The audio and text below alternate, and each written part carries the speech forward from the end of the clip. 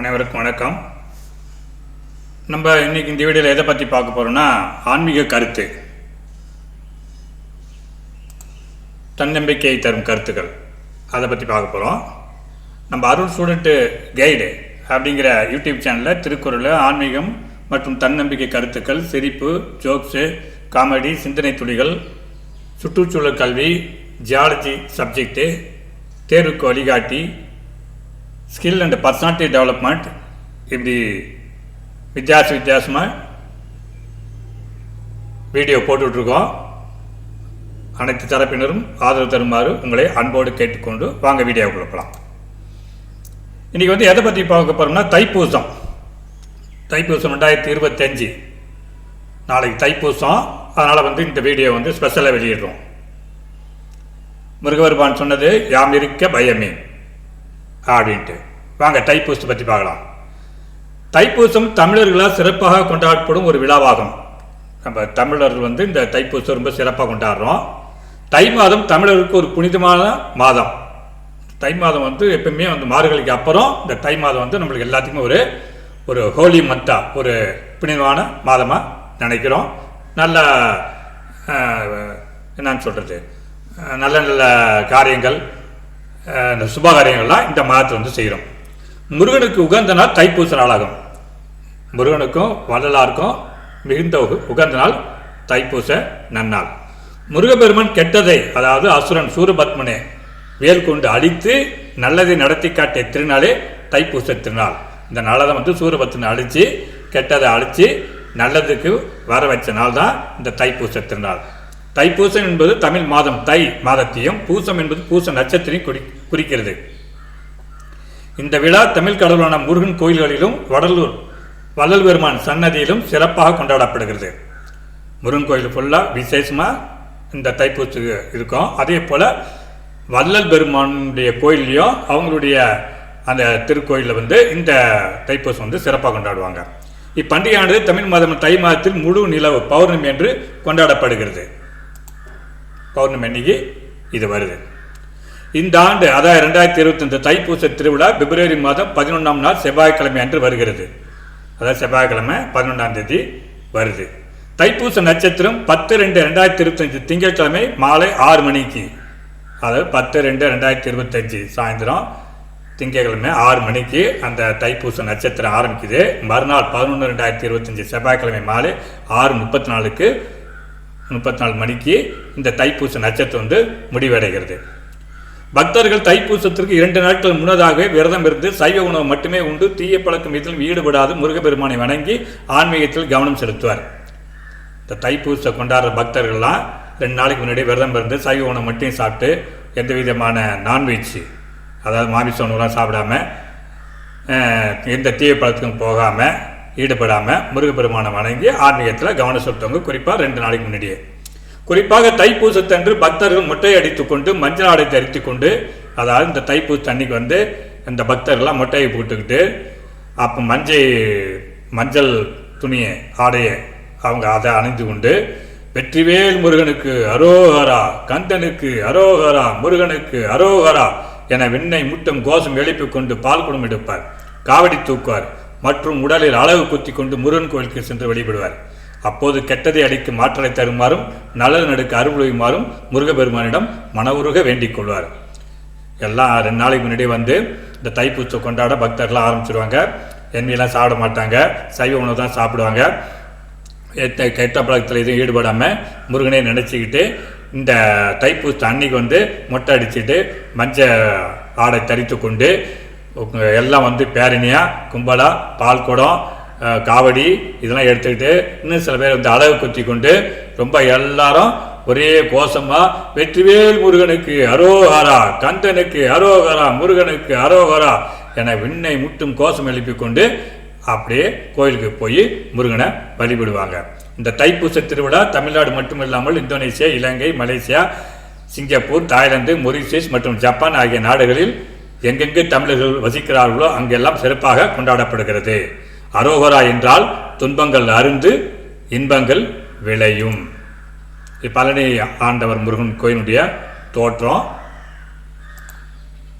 இப்போ இது வந்து வடலூர் வள்ளல் பெருமானும் வந்து தைப்பூச அன்னைக்கு வந்து ஒரு ஜோதி தரிசனம் கொடுத்தாங்க, முதல்ல ஆரம்பித்து வச்சாங்க. அதனால் வந்து வடலூர் வள்ளல் பெருமான் அந்த சத்திய ஞான சபையிலையும் வந்து இது ரொம்ப சிறப்பாக கொண்டாடப்படுகிறது.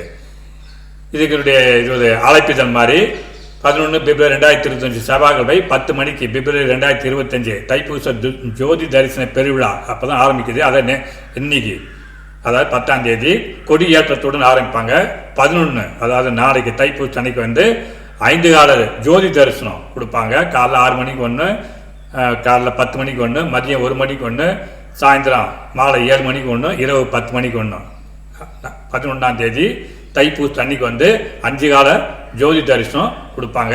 அதுக்கப்புறம் 12ஆம் தேதி பிப்ரவரி 2025 அன்னைக்கு வந்து 6வது கால ஜோதி தரிசனம் காலைல 5 மணிக்கு கொடுத்துருவாங்க. அதுக்கப்புறம் 13ஆம் தேதி 2025 13 அன்னைக்கு வந்து வள்ளல் பெருமான் சித்தி பெற்ற திருவரை தரிசனம் எல்லாத்துக்கும் காமிப்பாங்க. ஜோதி தரிசனம் காண்போம், அருட்பெருஞ்சோதி ஆண்டவரின் அருள் பெறுவோம். இதான் சத்திய ஞான சபை தர்மசாலையின் பேர். 1873ஆம் ஆண்டு வடலூரில் ஆரம்பித்தாங்க.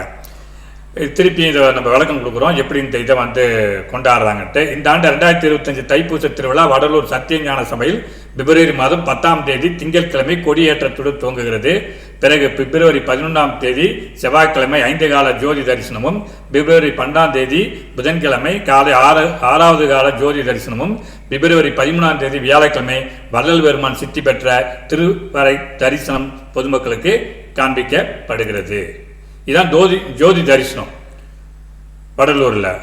அகத்தே காணுதற்கரிய அனுபவத்தை புறத்தே பாவனையாக காட்டுவது சத்திய ஞான சபை.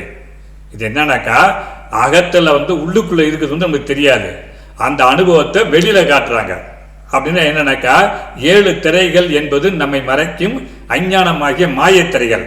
அந்த மாயத்திரைகளை விளக்கினால் சுத்த மனத்தினால் அருட்பெருஞ்சோதியை காணலாம். இதுவே ஜோதி தரிசனம்.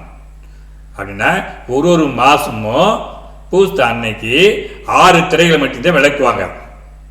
அந்த திரைகள்லாம் என்னன்னாக்கா நம் மனசுல இருக்கிற அஞ்ஞானமாகிய மாய திரைகள். அதை விளக்குனா அதை நம்ம நீக்கிட்டோம்னா, அந்த அஞ்ஞானத்தை நீக்கிட்டோம்னா, மாயத்திரையை நீக்கிட்டோம்னா நம்ம வந்து சுத்த மனத்தினால் அருட்பெருஞ்சோதியை வழிபடலாம், அருட்பெருஞ்சோதியை காணலாம். இது பேர் தான் ஜோதி தரிசனம் பேரு. இந்த மனிதர்கள் 6 சக்திகளை இயக்குதுன்னு சொல்றாரு. அதனாலதான் இந்த தைப்பூச நாள் வந்து 7 திரையை நீக்கிறாங்க. முதலில் சத்திய ஞான சபையில் ஜோதி தரிசனம் ஜனவரி 5ஆம் நாள் 1872ஆம் ஆண்டு தைப்பூச நன்னாளில் திரு அருட்பிரகாச வள்ளலார் அவர்களால் இனிதே தொடங்கி வைக்கப்பட்டது. 1872 ஜனவரி 5ஆம் தேதி இந்த ஜோதி தரிசனம் தைப்பூச ஜோதி தரிசனம் வந்து ஆரம்பிக்கப்பட்டது. அப்பொழுது தொடங்கி ஜோதி தரிசனம் 150 ஆண்டுகளுக்கு மேலாக இன்று வரை தொடர்ந்து நடைபெற்று வருகிறது. 150 ஆண்டுக்கு மேலாவது இன்னி வரை அந்த ஜோதி தரிசனம் வடலூர்ல அந்த சத்திய ஞான சபையில ஜோதி தரிசனம் பொதுமக்களுக்கு காண்பிக்கிறாங்க. ஜோதி பிரதிபலிக்கும் கண்ணாடிக்கு முன்பாக 7 திரைகள் இருக்குங்க. மொத்தம் 7 திரை இருக்கு. தைப்பூச நாளில் அந்த 7 திரைகள் நீக்கப்பட்டு பக்தர்களுக்கு ஜோதி தரிசனம் முழுமையாக காண்பிக்கப்படுகிறது. அந்த தைப்பூச நாளில் மட்டும்தான் அந்த 7 திரையை நீக்குவாங்க. மற்ற நாளில் மாத பூசை நாளில் வந்து 6 திரையை மட்டும்தான் நீக்குவாங்க. அதில் வந்து அந்த ஜோதி வந்து முழுமையாக தெரியாது. தைப்பூச நாள் அன்னைக்கு தான் 7 திரையை நீக்கிறதுனால அந்த ஜோதி வந்து நல்லா முழுமையாக தெரியும், பிரகாசமாக தெரியும். அதனால தான் அந்த வடலூர் அந்த சத்திய ஞான சபையில் அந்த ஜோதி தரிசனம் இந்த தைப்பூச அன்னைக்கு வந்து ரொம்ப பிரசித்தி பெற்றதாக இருக்கு. அந்த 7 திரைகள் என்பது மாயாசக்தி, கிரியாசக்தி, பராசக்தி, இச்சாசக்தி, ஞானசக்தி, ஆதிசக்தி மற்றும் சிற்சக்தி ஆகும். கருப்பு திரை ஒரு திரைனா ஒவ்வொரு கலரில் கொடுத்துறாங்க. முதல் திரை வந்து கருப்பு திரை மாமாயை, நீலத்திரை அடுத்தது ஆறுயிர் வெளி, அடுத்து வந்து பச்சை திரை, அந்த திரை வந்து பச்சை நிறமா இருக்கும், அது பரவெளி. அடுத்தது சிவப்பு நிறமா இருக்கும், சிவப்பு திரை, அது சித்துரு வெளி. அடுத்து மஞ்சள் பொன்னிறமா இருக்கும், அது பேர் வந்து பொருளுரு வெளி. அடுத்தது வந்து வெண்மை நிறம், வெண்மை வந்து காட்ட முடியாது, அதாவது ஸ்கிரீன்ல தெரியாது, அதனால வேற கலரை கொடுத்துருக்கேன். வெண்மை நிறத்திரை, வெண்மை நிறமான திரை, அது வந்து மெய்ப்பதி வெளி. அது கலப்பு நிறத்திரை, எல்லா கலரும் சேர்ந்தது கடைசியா, அது கருதன அனுபவங்கள், அப்படிங்கிறார். மொத்தம் 7 திரை. 1 வந்து கருப்பு திரை, 2 நீலத்திரை, 3 பச்சை திரை, 4 சிவப்பு திரை, 5 பொன் நிறமான திரை, 6 வெண்மை திரை, வெள்ளைத்திரை, 7 எல்லா கலரும் சேர்ந்த கலப்பு நிறத்திரை அப்படின்னு 7 திரை இருக்கு. அந்த 7 திரையை நீக்கிதான் ஜோதி தரிசனம் காமிப்பாங்க. அப்போ வந்து ஜோதி வந்து முழுமையா பிரகாசமா நல்லா தெரியும். இதான் இந்த வடலூர் சத்திய ஞான சபையில் அன்னைக்கு தைப்பூச அன்னை வந்து ரொம்ப பிரசித்தி பெற்றது. அதனால நிறைய பேர் நிறைய மக்கள் அந்த ஜோதி தரிசனத்தை கண்டுகளிப்பாங்க. தைப்பூச நாளில் மேற்குறிப்பிட்ட 7 திரைகள் நீக்கப்பட்டு பின்னால் இருக்கும் கண்ணாடியில் ஜோதி மிக பிரகாசமாக முழுவதும் தெரியும். மாத பூஜை நாட்களில் 6 திரைகள் மட்டுமே நீக்கி ஜோதி காட்டப்படும் என்பது குறிப்பிடத்தக்கது. மற்ற மாத கால பூஜையில் 6 திரை மட்டும்தான் நீக்குவாங்க. 7வது திரையை தைப்பூச அன்னைக்கு மட்டும் நீக்குவாங்க.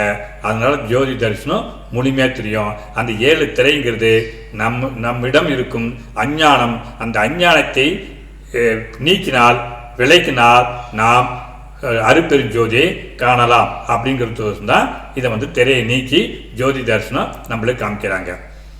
இதான் மேட்டுக்குப்பம் சித்திவளாக திருமாளிகை.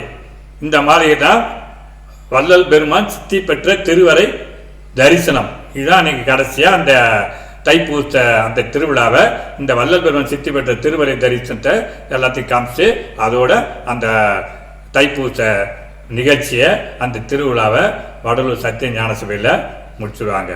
அதனால் நாமும் முருகனை வழிபடுவோம். முருகன் நம்மளுக்கு இன்றும் துணை இருப்பார். யாமிருக்க பயமேன் அப்படின்னு முருகபெருமானே நம்மளுக்கு சொல்லிருக்கிறார். வேல் கொண்டு பகைவரை அழித்த மாதிரி நம்மளுக்கும் எப்பொழுதும் முருகபெருமான் துணையாக இருப்பார் என்று கூறி நாம் ஒவ்வொருவரும் தைப்பூச நன்னாளில் முருகன் கோயிலுக்கு சென்றும் அதே போல வடலூர் வள்ளல் பெருமான் அருப்பிரகாச வள்ளல் பெருமான் அவரின் ஜோதியை தரிசித்தும் நாம் மேலும் மேலும் இறையருள் பெறுவோம் என்று கூறி இந்த வீடியோவை இத்துடன் முடிக்கின்றேன். நன்றி, வணக்கம்.